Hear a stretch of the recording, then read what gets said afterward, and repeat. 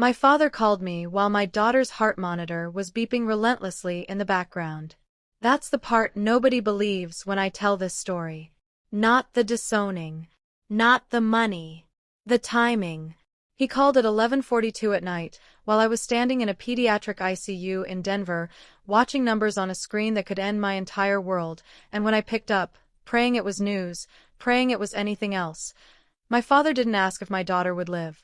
He asked how I could possibly ruin his youngest daughter's engagement party. I want you to sit with that for a second. Because I did.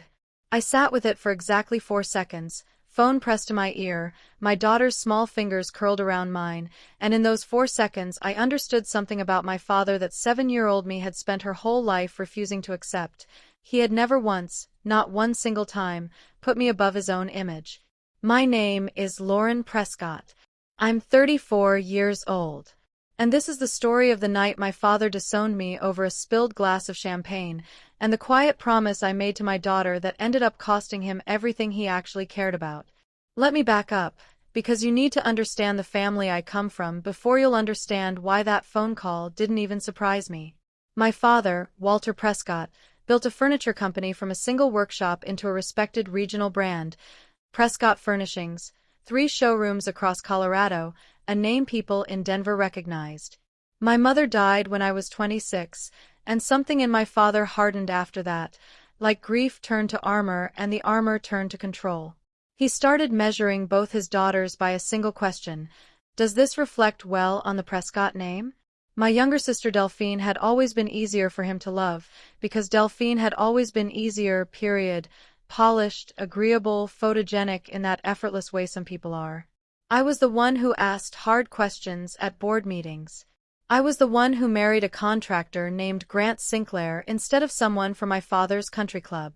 I was, in my father's words more than once, difficult in a way your mother never was. I could give you a dozen small examples, but one always sticks with me. The year I finished business school, I landed a job offer from a competing firm that would have paid nearly double what Prescott Furnishings could offer. My father took me to dinner that week, not to celebrate, but to remind me, over appetizers, that family loyalty means something, and that walking away for money would look bad to the people who mattered to him. I turned the offer down and stayed. 2 years later, when Delphine left her marketing program halfway through to find herself, he told friends at the club she was simply taking time to discover her passions. There was always a different measuring stick in that house, one for each daughter, and by the time I had Josie, I'd stopped being surprised by which one got used on which of us. So when Delphine got engaged to a man named Preston Vale, old money, charming, a smile like a magazine ad, my father treated the engagement party like a coronation. Every detail mattered. The right florist, the right band, the right toast, delivered by the right people, in the right order. I brought my daughter, Josie. She's 7. She has asthma, and that night, in the middle of a crowded ballroom thick with perfume and candle smoke, her breathing changed in a way I recognized immediately because I'd been living with that fear since she was 2 years old. Her lips went the wrong color. Her inhaler wasn't enough. Within 90 seconds, I was carrying my daughter through a room full of Prescott family friends, past my father's stunned face, past my sister mid-laugh with a champagne flute in her hand, straight out the door and into my husband's car. I didn't apologize on my way out. I didn't have time to. And apparently, in my father's mind, that was the unforgivable part. 40 minutes later, Josie's condition turned critical in the emergency room. What started as a severe asthma attack had become complicated by an underlying infection, and her small body was working so hard to breathe that her oxygen levels dropped sharply twice before the team got her stabilized and moved her into the pediatric ICU. I remember Dr. Anita Bianchi crouching down to my eye level because I was sitting on the floor outside the exam room and telling me gently that the next 48 hours would tell us a lot. That's where I was. Floor of a hospital hallway, then a cot beside my daughter's bed, watching tubes and wires do a job my own body couldn't do for her, when my phone lit up with my father's name. I answered because some old, stubborn part of me still hoped it was concern. "Do you have any idea," he said, before I'd even gotten out a full hello, "what you did tonight? Delphine is humiliated." Preston's parents think this family can't even get through a party without some kind of scene. Do you understand what you've cost her? I stood in that hallway, my daughter's oxygen monitor beeping steadily on the other side of the door, and I said very quietly, "Dad, Josie's in the ICU." There was a pause. And then, and this is the part that still sits in my chest like a stone, he said, "Well, is she going to be all right? Because we still have the shower next weekend, and I need to know if you're going to embarrass this family again." I hung up. I didn't scream. I didn't cry, not yet. I walked back into that room, sat down beside my daughter, and held her hand while her small chest rose and fell under a hospital blanket. And I made her a promise, out loud, even though she was too sedated to hear it. I promised her that no one, not my father, not anyone wearing the Prescott name, would ever again get to decide what mattered more than her. I didn't know yet how literally that promise would come true. 3 hours later, my phone buzzed again. A text this time from my father, not even a call, as if he couldn't spare the effort of saying it out loud a second time. It read, "I've spoken to Harold. Effective immediately, you're removed from the family trust and any interest in Prescott Furnishings. Don't contact your sister until after the wedding. You've done enough damage." I read it 3 times, sitting in a plastic chair beside my daughter's bed, the hum of hospital equipment filling the silence where my own thoughts should have been. Grant read it over my shoulder and didn't say anything for a long moment. Then he took my hand and said, "He's not thinking straight. Give it a few days." But I already knew, in some quiet, settled part of myself, that this wasn't him not thinking straight. This was him thinking exactly the way he always thought, just finally saying it in writing where I couldn't pretend otherwise anymore. Harold Whitfield was our family's estate attorney, a man who drafted my mother's will and had known me since I was in braces. Reading that text, disowned in a sentence sandwiched between a hospital hallway and a vending machine, something in me went very still and very clear. Not devastated. Clear. Because here's what my father didn't know. Sitting in his mahogany den drafting me out of his life over a party, my mother had never fully trusted him to make decisions about money either. And she'd quietly done something about it, years before she died, that my father had spent a decade making sure I never found out about. Those 2 days blur together now in a way that still unsettles me. The particular quiet of an ICU at 3 a.m., the soft rotating beep of monitors down the hall, a nurse named Priya who brought me coffee I didn't ask for and sat with me for 5 minutes just so I wouldn't be alone with my thoughts. I didn't sleep. I barely ate. I watched my daughter's chest rise and fall under a hospital blanket printed with faded cartoon stars, and I made small, useless bargains with whoever might be listening. Anything, I'll do anything, just let her keep breathing. Josie stabilized on the 2nd day. The infection responded to treatment, her oxygen levels climbed back toward normal, and on the 4th day, Dr. Bianchi sat down across from us with a clipboard and told us, in that careful, measured way doctors have, that we could expect a full recovery. I have never in my life felt relief the way I felt it in that moment, so total it nearly buckled my knees right there in the hallway. My husband Grant held me in that hallway and said the words I needed someone to say. "You don't owe him anything anymore, Lauren. Not one more thing." He was right. But I wasn't done. Not because I wanted revenge. I want to be honest with you, in that hospital, revenge was the furthest thing from my mind. I wanted my daughter healthy. That was the whole of my universe. But once she was stable, once I could breathe again myself, a different kind of clarity moved in. My father had shown me, in the worst possible moment, exactly where I ranked. And I decided I was done pretending otherwise. 2 weeks after Josie came home, I called Harold Whitfield myself. I expected an awkward, apologetic conversation, a lawyer caught in the middle trying to soften bad news. Instead, Harold's voice on the phone had an edge of something I couldn't quite place. Caution, maybe, or relief. "Lauren," he said, "I've actually been hoping you'd call. There's something your mother set up that your father doesn't fully understand, and given everything, I think it's time you knew about it." 12 years earlier, before the cancer took her, my mother had quietly restructured a portion of her personal shares in Prescott Furnishings into an irrevocable trust, not folded into the general family estate my father controlled, but a separate instrument with its own trustee, set up specifically for me. Harold said she'd told him, almost word for word, "Walter loves that company more than he loves being fair. I want Lauren to have something of her own that he can't touch, in case he ever forgets what actually matters." My mother, it turned out, had seen exactly who my father was capable of becoming, years before that hospital hallway ever happened. The trust had fully vested at the time of her death.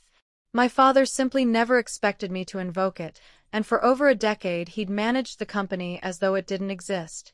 Harold explained that because my father had now formally disinherited me, in writing over text, with clear context and my husband as a direct witness, my rights under the trust were no longer something I could set aside out of loyalty. They were mine to exercise whenever I chose. I sat with that information for a full day before I did anything. Because here's the thing about being disowned. Even when you know the person disowning you is wrong, some old, small part of you still absorbs it as truth. It took me a day of sitting with my healthy daughter, watching her color back in her cheeks, before I let myself believe I hadn't done anything to deserve what my father did. Then Delphine called me. I hadn't spoken to my sister since the party, my father's instructions, and to my quiet disappointment, she'd followed them. But her voice on the phone was different than I'd ever heard it. Scared. "Lauren, I need to ask you something, and I need you to not tell Dad I called. He wants to move the wedding up," she said. "From next spring to 6 weeks from now. He keeps saying it's because he can't wait, but Lauren, it doesn't feel romantic. It feels like pressure." Her voice cracked a little on the last word, and I sat up straighter, every protective instinct I had suddenly wide awake. Preston, it turned out, had also gotten access to a joint account they'd opened together for wedding expenses, and had quietly transferred a significant sum out of it, telling Delphine it was for a business opportunity he'd pay back well before the wedding. When she gently pushed back and asked for details, he'd gotten cold in a way she'd never seen from him before, clipped answers, a flash of irritation that scared her more than any argument would have. And then came the part that turned my stomach. She'd found out, through an old college friend, that Preston had done almost the exact same thing with a previous fiancé 2 years earlier. Fast engagement, pooled money, a sudden broken engagement, and a fiancé left holding significant debt while Preston walked away clean, already smiling for someone new. "I didn't know who else to tell," Delphine said again, quieter this time. "I know you're still upset with Dad. I know I should have called you weeks ago. I'm sorry, Lauren. I really am." My sister, the golden child, the one my father had spent his whole life protecting from every hard truth, had accidentally engaged herself to a man running the same con for the second time. "I don't know who else to tell," Delphine said. "Dad won't hear a word against him. He thinks the Vale name is a blessing on this family." That's when the picture fully clicked into place for me. My father hadn't disowned me over a spilled glass of champagne at a party. He disowned me because I was inconvenient at the exact moment he was trying to secure a merger of image and money through his daughter's marriage, and a sick child screaming in an ICU didn't fit the narrative he was building for Preston Vale's very wealthy, very image-conscious parents. I could have let it go. I could have let Delphine walk into that marriage and let the consequences land where they landed, and some tired, hurt part of me considered it. But I'd made a promise to my daughter in a hospital hallway, and somewhere along the way that promise had grown bigger than just protecting Josie. It had become about refusing to let people I loved get sacrificed for my father's need to look a certain way to a room full of strangers. I called Yolanda Reyes, my closest friend since college and, conveniently, a very good attorney who specialized in financial fraud. I told her everything. She spent 4 days quietly digging public records, court filings from Preston's previous broken engagement, financial statements Delphine was able to access. What she found was worse than any of us expected. Preston Vale had 2 prior instances of exactly this pattern, one that had ended in a civil judgment against him that his family's lawyers had quietly settled to keep out of the papers. He wasn't marrying my sister. He was running a very well-dressed, very charming financial scheme, and my father's obsession with appearances had made Delphine the perfect target. I activated my mother's trust the same week Yolanda finished her research. Under the company's existing shareholder agreement, the trust's voting shares were large enough that certain extraordinary corporate actions now required my participation to move forward. My father, mid-negotiation with Preston's family about a business partnership between Prescott Furnishings and a shell investment group Preston represented, suddenly found himself needing an approval he could no longer get without me. He called me for the first time since the disownment. Not to apologize. To ask, tightly, what I thought I was doing, playing games with the company at a time like this. I told him 3 things, calmly, in that call. 1. Josie had nearly died, and he'd called to talk about a party. 2. Preston Vale was running a fraud, and I had the documentation to prove it. 3. I would sign nothing and say nothing to stop the wedding until he sat in a room with Delphine, Harold, and me, and heard the truth for himself. He tried to bulldoze past all 3 points.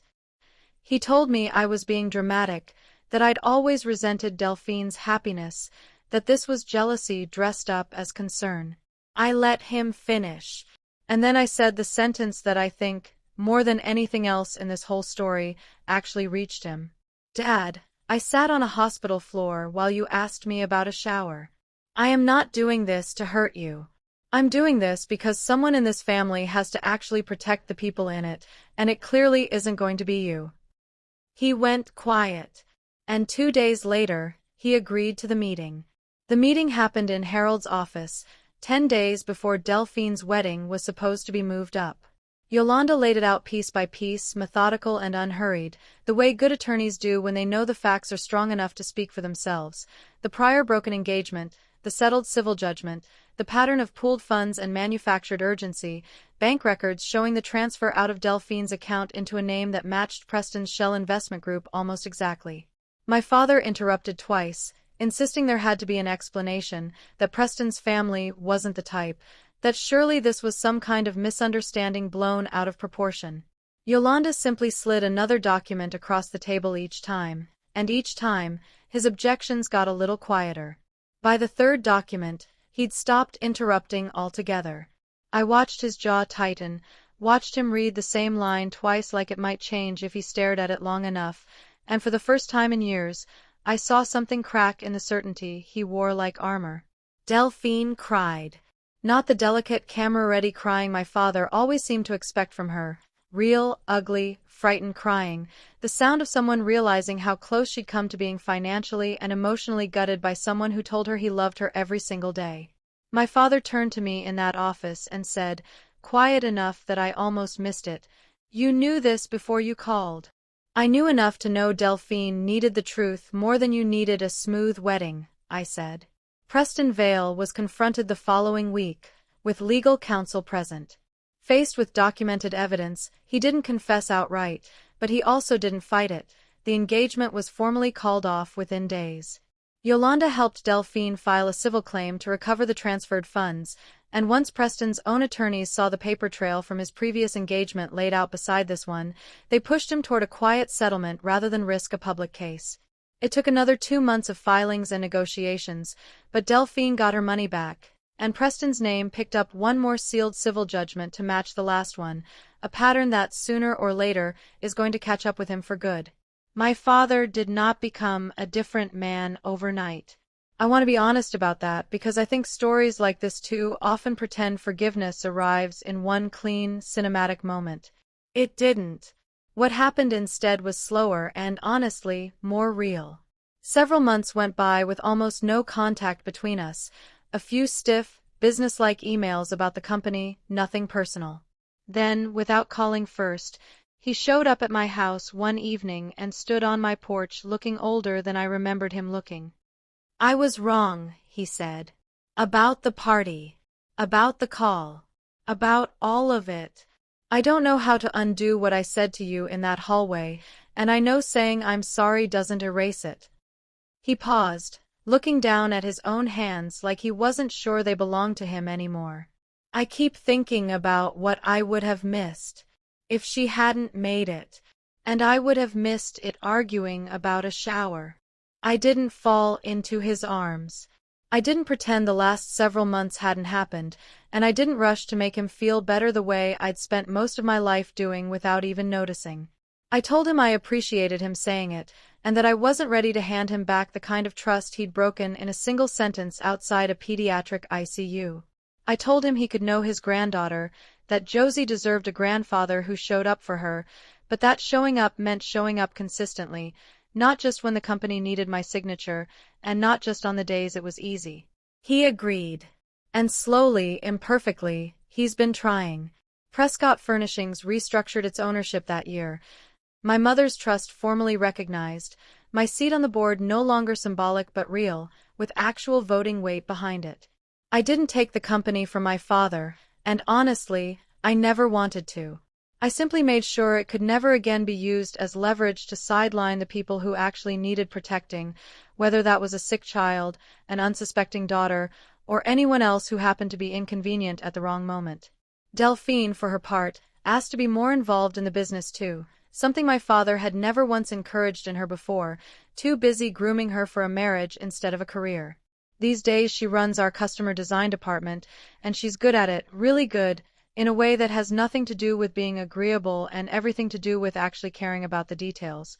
Josie is 7 and thriving, back to riding her bike around our block most evenings, completely unaware of how much shifted in our family because of one terrifying week in a hospital. Last month, my father came to her school's little spring recital and sat quietly in the third row, clapping too loudly at the wrong moments like grandparents do, and afterward he told her, very seriously, that she'd been the best one up there. She beamed at him for the rest of the night. I let myself feel glad about that, even while some older, more guarded part of me kept its distance, watching. Some nights I still think about that hallway, my phone lighting up with my father's name, the 4 seconds it took me to understand exactly where I stood with him. I don't think I'll ever fully let go of how that felt. But I've stopped needing him to be sorry enough to make it not have happened. I just needed to make sure it could never happen to Josie, or to Delphine, again.